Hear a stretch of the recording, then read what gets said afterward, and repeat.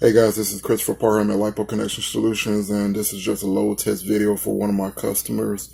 He has an ISDT charger, the T8, the 1000-watt charger, and he bought one of my power supplies to go with it. You can see it has the XT60 connector on it down there. So the problem that he was having, he said he used my power supply, turned on fine, did one charge cycle, it worked fine, and he went to go use it again maybe the next day or something like that, and he said the top unit was dead. And so I told him to send it back. I replaced it with an entirely different unit and sent it back to him. The same scenario happened, but this, like I said, this is a totally different unit. So we went back and forth. I was going to charge him for this unit, but I had a change of heart. This is the third unit.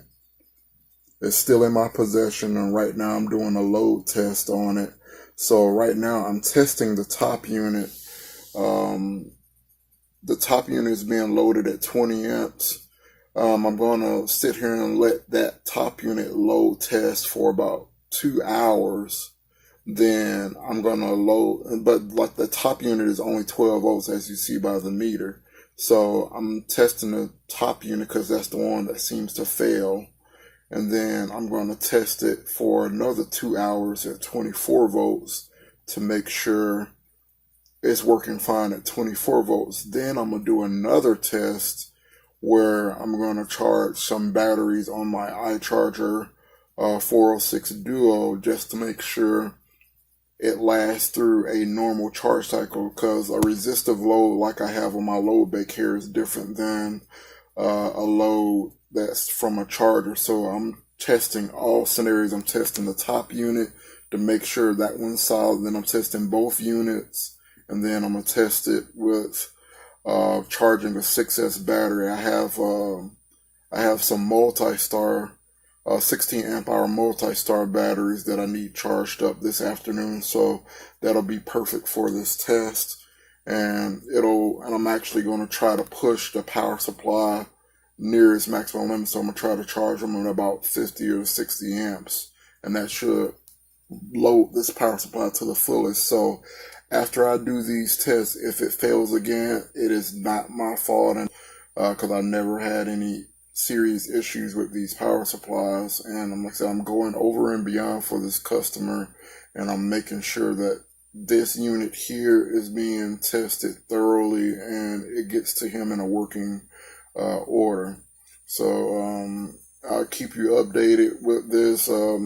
Luckily with this this meter, it'll tell you how long the power supply has been under load. I'm not going to change anything. I'm not going to move or disturb this. I'm going to come back and shoot a update video with that time. So right now it's been on the load bank for about 8 minutes. So I'm going to come back in 2 hours and shoot an update video. Then I'm going to switch it over to the 24 volt. I'm going to plug both power supplies up for 24 volts and then load test it for an additional 2 hours. And then I'm going to use my charger to do another load test. So yeah, that's what I'm doing.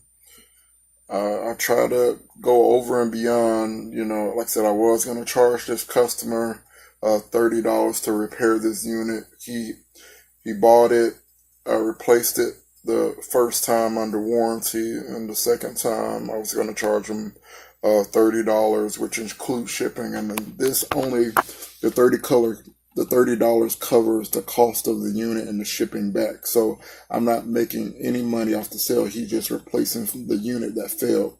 I replaced it the first time with 2 new units.